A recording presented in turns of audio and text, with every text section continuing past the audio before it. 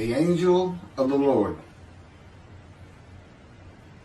Rashi says in his introduction to Zechariah Chapter One, the prophecy of Zechariah is extremely enigmatic because it contains visions resembling a dream that requires an interpretation. We cannot ascertain the truth of its interpretation until the teacher of righteousness comes. Nonetheless, I will put my heart to reconciling the verses one by one, according to the interpretations that resemble it, and follow the interpretation of Jonathan. This is God's test for the Jewish people, in particular the Jewish leaders. God's test of who the descendant of David is. The man described in Isaiah 53, the teacher of righteousness. That's who Rashi, known as one of the first rabbis to say that Isaiah 53 described the people, the Jewish people, as the patriarch Israel. Then here he is in Zechariah, saying we got to have the to know the truth of at least chapter 1 of Zechariah, to know its truth, because we can't do it, and no Jewish man, religious, academic, commentator, or otherwise, has ever had the answer to this. And yet this video is going to give it to you. Why? I'm a teacher of righteousness. This is Zechariah chapter 1, verses 7 through 12. That's the preamble that Rashi leads into before he starts his commentary. And this is in Midrash form. That's where I take parts of a verse and interpret each in individual segments. Verse 7. On the 24th day of the 11th month of the second year of Darius, the month of Shebat, this word of the Lord came to the prophet Zechariah, son of Berechiah, son of Iddo. This word of the Lord. This verse continues with, in the night I had a vision, which is not a word of the Lord. The word of the Lord coming to Zechariah means the messenger of the words of God has come to Zechariah, who is the angel of God's presence, and the word of the Lord. Literally, that's his name. He has alighted upon Zechariah to bring a vision from God. Not a word, a vision. Verse 8. In the night I had a vision. I saw a man mounted on a bay horse standing among the myrtles in the deep, and behind him were bay, sorrel, and white horses. In the night I had a vision. There's a man on a horse standing in the myrtles. He is later referred to as the angel of the Lord, standing in the myrtles. The angel of the Lord alights upon and enters men, and my name, Hashem, is in him and can speak through the man. Zechariah has an angel with him who is his guide in the vision. The deep is like a valley Zechariah is looking down on, filled with myrtle trees, and then an open area below that is where the bay, sorrel, and white horses are. Verse 9. I asked, what are those, my Lord? And the angel who talked with me answered, I will let you know what they are. What are those, my Lord? Zechariah is not talking to the angel. That's an angel. It's not my Lord. Who answered, but who never lets him know what they are. he is asking the man standing among the myrtles on a bay horse about the horses in the open area and calls him my Lord. Verse 10. Then the man who was standing among the myrtles spoke up and said, these were sent out by the Lord to roam the earth. Then the man who was standing among the myrtles spoke up and said, again, this is Midrash form. Okay, so the man standing in the myrtles answers the question of Zechariah, not the angel who is with Zechariah.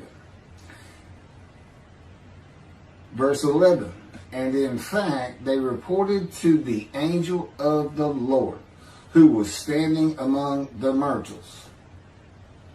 We have roamed the earth and have found all the earth dwelling in tranquility. And it's just like a dream. We have horses talking. You know, there could have been birds. Anything that can go far and go a long ways out and then come back. In this case, for this story or for this dream that was given to Zechariah, it's horses. And in fact, they reported to the angel of the Lord. They who reported are the horses who have gone to and fro throughout the earth, and they spoke the report to the angel of the Lord, who was standing among the myrtles. The angel of the Lord, who was standing among the myrtles, has alighted upon and entered the man standing amongst the myrtles. The angel of the Lord is using this man as his visible presence. You cannot see the angel of the Lord. Just as he once used a burning bush for his visible presence, and God spoke through him to Moses. Not just as his visible presence, he also used the man to say, these were sent out by the Lord to roam the earth. In other words, it sounded like the answer was coming from this man. But it's coming from the angel of the Lord, and God is in that angel, his presence. Because that's the angel of his presence. You can find that in Isaiah chapter 63. I don't recall the verse. I never see anything on the angel of his presence. Wherever God's presence is, the presence that enters the temple, I never hear any mention of the angel that has to be with him. Why? It's the angel of his presence, who is the angel of the Lord. Yeah, I believe, and I'm not certain about this, but I've heard it at least one or two times, and that is Christianity believes the angel of the Lord is Jesus Christ. Thereupon the angel of the Lord exclaimed, O Lord of hosts, how long will you withhold pardon from Jerusalem and the towns of Judah, which you placed under a curse 70 years ago? Thereupon the angel of the Lord exclaimed. Okay, so the angel of the Lord exclaimed through the man. Zechariah heard the words come from the man standing in the myrtles. It is the only way Zechariah could have heard the words. The angel of the Lord can only speak to the man he has alighted upon. Ezekiel describes this as, a spirit entered into me and set me upon my feet, and I heard what was being spoken to me. O Lord of hosts, how long will you withhold pardon from Jerusalem and the towns of Judah, which you placed under a curse 70 years ago? The following verses are from the book of Isaiah regarding this curse. Isaiah chapter 43, verse 2. So I profaned the holy princes. I abandoned Jacob to proscription and Israel to mockery. That, of course, is God speaking. The profaning of the holy princesses is God's prophecy of the banishment of King Jeconiah and all his offspring from ever ruling over Judah and Jerusalem again. The line of the kings of Judah ended. The line described king by king in the first book of the New Testament of Christianity. the line of Jesus. The abandonment and mockery are God's prophecy that the northern kingdom and the southern kingdom of the Israelites would be defeated and deported from the promised land. Isaiah witnessed the deportation of the northern kingdom, but the deportations of the southern kingdom were many years after his death. This is chapter 43, verses 5 through 7. Fear not, for I am with you. I will bring your folk from the east, will gather you out of the west. I will say to the north, give back, and to the south, do not withhold. Bring my sons from afar, and my daughters from the end of the earth. All who are linked to my name, who I have created, formed, and made for my glory. Okay, this is God's prophecy that all the tribes of Israel would return from the Assyrian deportations of the tribes east of the river Jordan that were Reuben, Gad, and the half tribe of Manasseh, and all the tribes of the northern kingdom deported by Assyria, defeated and deported, and the Babylonian deportations of the southern kingdom. It is a prophecy that is specific to the Assyrian Babylonian exiles.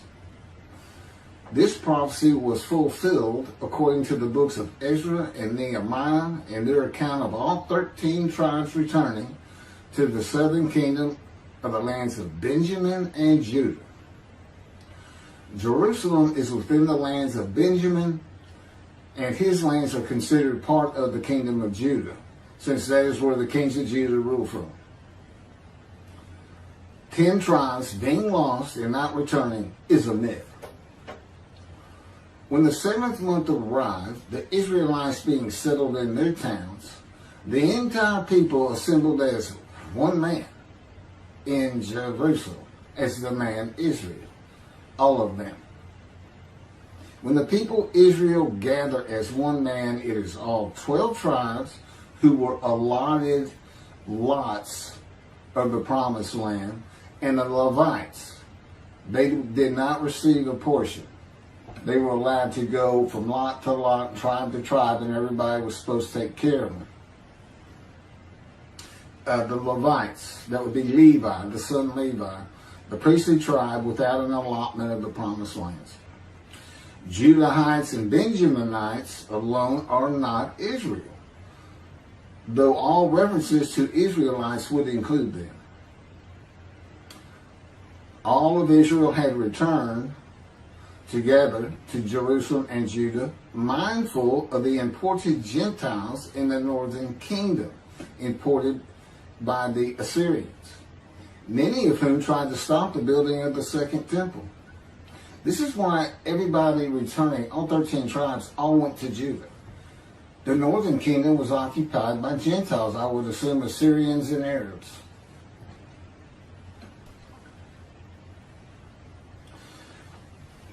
This is 1 Chronicles chapter 9, verses 2 and 3.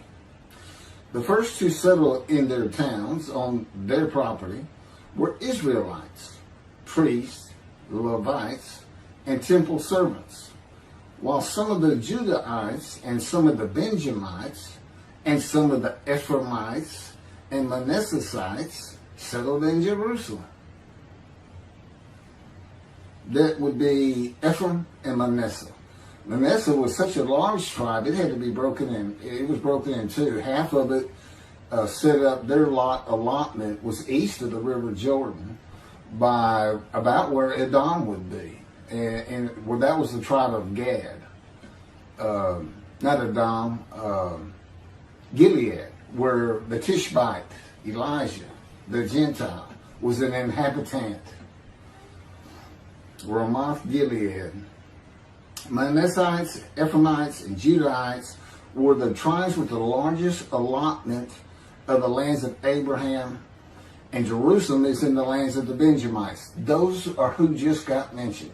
The 3 largest lot owners, okay, Benjamin, that's where Jerusalem is, he's important, and of course the priests, the Levites.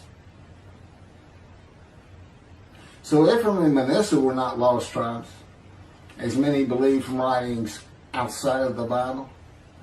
There never were lost tribes according to the Bible. Okay, so all 13 tribes returned and settled in new towns. The accounts of the deportations indicate there was not much left of the old towns. There is no account of how the new towns were settled, though it is unlikely it was based on prior ownership. The exile lasted too long for the deported owners to still be alive, and the tribes of the northern kingdom had to build new towns to live in. It also says the Levites settled in on their lands. So everybody had to pick and choose, and I'm sure the strong and wealthy got the best places, and again, many just settled in Jerusalem. Okay, this is Isaiah chapter 43, verse 14.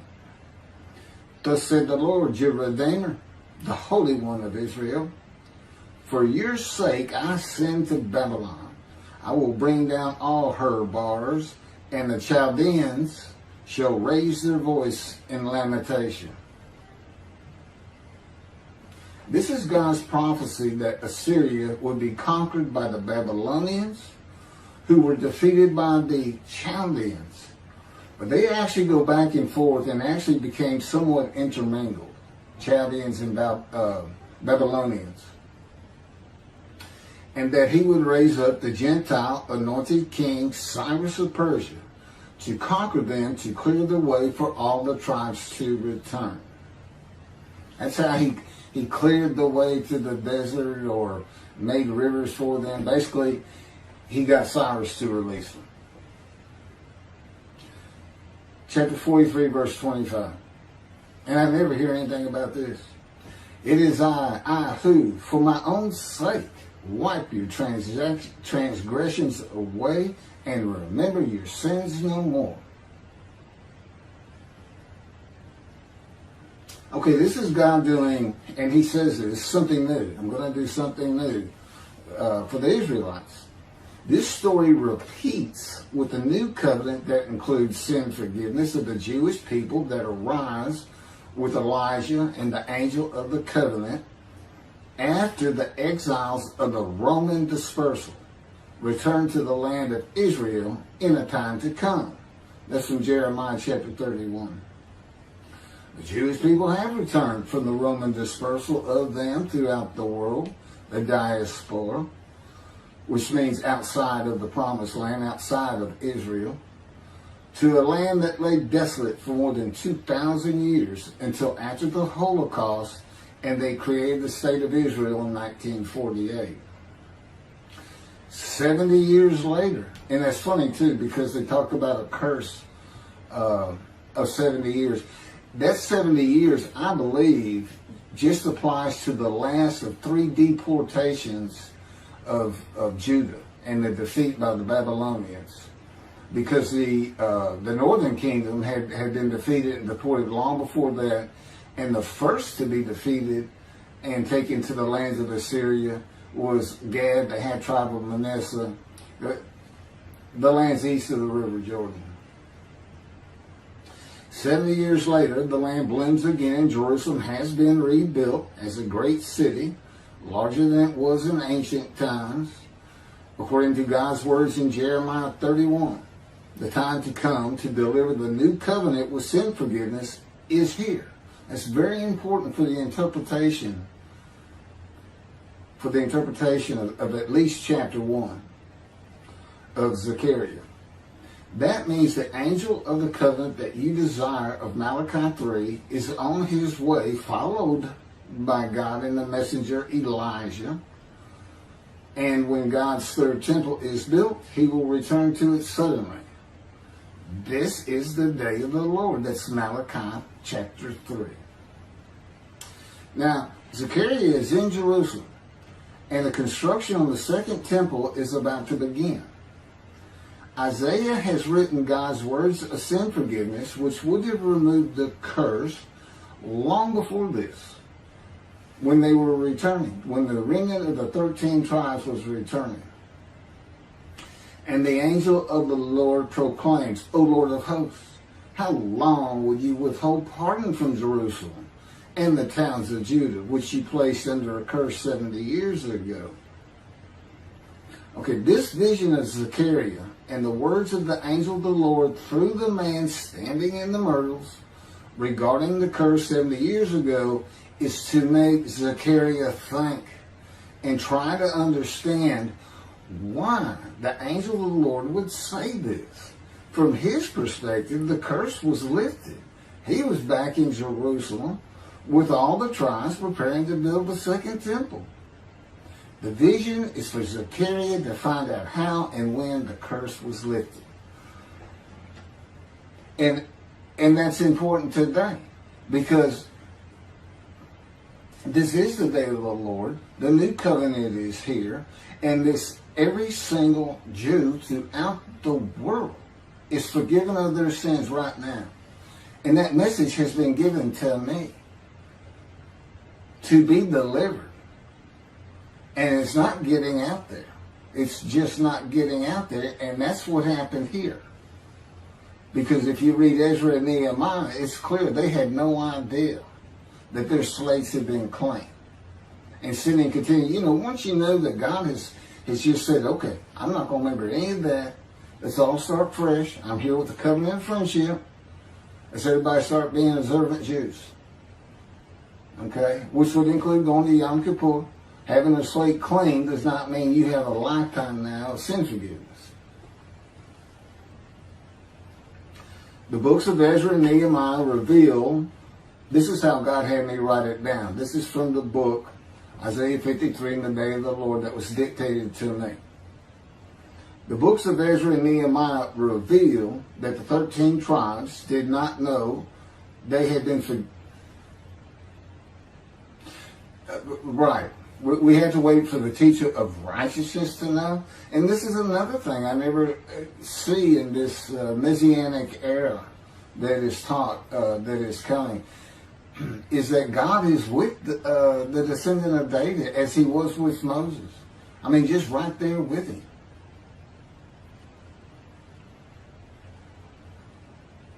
The books of Ezra and Nehemiah reveal that the 13 tribes did not know they had been forgiven of their sins to be a holy seed in the building of the second temple. If people know they have been forgiven and have a clean slate from past transgressions against God and his laws, they are more likely to stop their sinful ways and abide by his laws in the future.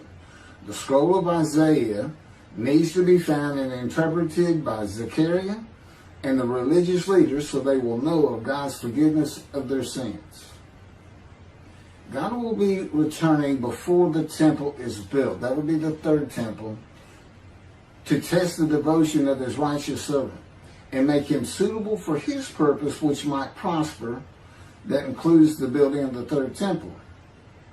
This would begin when his spirit alights upon the anointed one, Moshiach.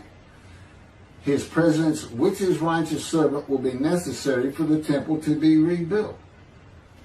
Islam will not freely hand over their third most holy site to Israel and abandon the Dome of the Rock Mosque, a mosque that sits on the Temple Mount purchased by King David for God, the most holy site of the Jewish people.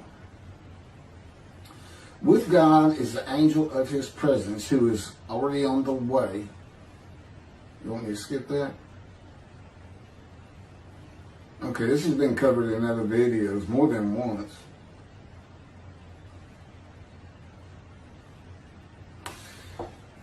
The prophet like Moses will have other similarity to Moses beyond writing God's words at his command and direction.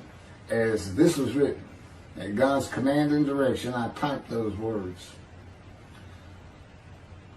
To the greatest degree possible for any human being, Moshe's identity and existence became one with the Creator. Now that's who you're looking for when you say the prophet like Moses. It's not Joshua. I've heard that one, which is, it says right there on that page, there's never been another prophet like Moses. Well, his attendant Joshua standing right there, if that's, anyway. Moshe's identity and existence became one with the Creator. I don't think you can say that of Joshua. I don't think you can say that of any man until the Spirit of God alights upon him in chapter 11 of Isaiah. He surrendered himself to God to the extent that our sages say the Shekinah, divine presence, which is the angel of his presence, who is the Holy Spirit. He's an angel, and his body is not human form with wings. His body is the Spirit of God. Wherever God is, his Spirit is. Wherever his presence is, the angel of his presence is. They're always together. So when they alight upon a man and say, okay, we have tasks for you, that man immediately becomes a man in divine beings. And that's the Shekinah. That's the Spirit of God and the presence of God entering into the temple, which would include the angel of his presence. The Shekinah spoke through Moshe's throat. As I have mentioned, God can speak through me. You're only going to know it, just like with the man standing in the myrtles, by the words that are spoken. Okay? Because it's my voice. But it's not me. You know, I can tell the difference. You can't, other than those would be how God would state it. And you can, if you watch closely, you can see it happen in all these videos. I mean, for the most part. Where God just, you know, it just throws out a sentence or two. And I just keep going, you know. I let him get done and I just pick up from there. We've been working on this for over 13 years. That's from the Zohar, Volume 3, page 232A. And then it says, i.e., he was God's veritable mouthpiece on this earth. That's from the Sefer Hashikos 5749, Volume 1, page 290, and a footnote. The prophet, like Moses, will also have the answer to these questions. Quote, the great Jewish philosophers try to understand the question of how Moses heard God literally, some insisting that God spoke actual words and Moses heard them with his ears, while others suggest that God's speech was communicated silently to Moses' intellect and only uttered in sound by Moses himself. Maimonides, Rambam, even as he affirmed the communication between God and Moses as a fundamental Jewish belief, ultimately conceded the mysteriousness of that process. The entire Torah reached Moses from God in a manner which is figuratively described as speech, but no one has ever known how that took place except Moses himself, whom that speech reached. That's commentary on the Mishnah, Sanhedrin, Chapter 1. Well, I have the answers, and I've been telling you the answers. God is in his Spirit. Spirit enters into you, because we find it in Ezekiel. There's where God tells you. God was telling Ezekiel, get up on your feet. Ezekiel says, at that very moment, a spirit entered into me, and I could hear the words of God. There it is. When he enters him. Now, he's not hearing that through his ears. There's the first question answered. It's not to your ears. And there is a silent knowing. That's what we call it, or what God has taught me. Now, generally, I just hear words as though they came in through my ears and they're in my mind, as though my eyes and my ears had perceived.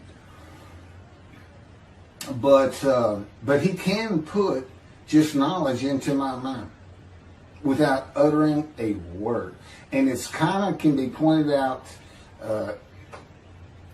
easiest with when he comes to a man, and like he came to Samuel, and Samuel just says, here I am.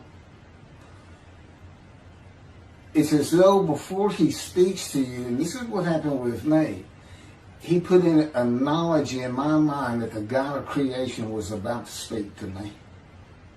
And so when he did speak, it was as though he had always been there speaking to me. Not unlike how Adam would have felt.